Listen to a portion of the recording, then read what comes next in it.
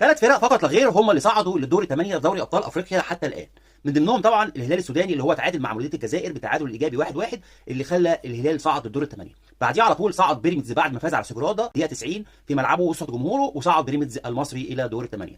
من شويه صعد الجيش الملكي بعد التعادل مع الرجاء المغربي في المغرب، وصعد الفريق الثالث اللي هو الجيش الملكي اللي هو الجيش الملكي المغربي.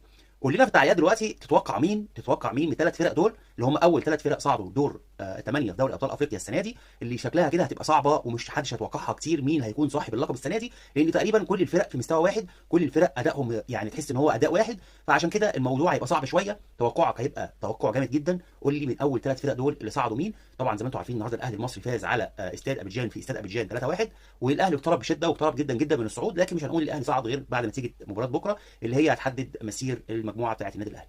قول لنا في التعليقات من الثلاث فرق دول بس، الهلال السوداني، بيراميدز المصري، الجيش المغربي، مين اللي هيفوز باللقب الافريقي السنه دي؟ هل في حد فيهم هيقدر يفوز باللقب ولا هنستنى الخمس فرق التانيين هم اللي هيحددوا الشكل كله؟ قول لنا توقع معانا الثلاث فرق دول حد فيهم هيفوز بدوري ابطال افريقيا ولا لا؟ وطبعا لو مش عامل متابعه اعمل متابعه، ولو مش مشترك في قناه كوره مع هاني على اليوتيوب اعمل اشتراك، وعلى تيك توك اعمل متابعه، وعلى الفيسبوك برضو اعمل متابعه. اشوفكم في فيديوهات جديده ان شاء الله. الف مبروك صعود بيراميدز والجيش المغربي والهلال قبلهم، الف مبروك للجميع.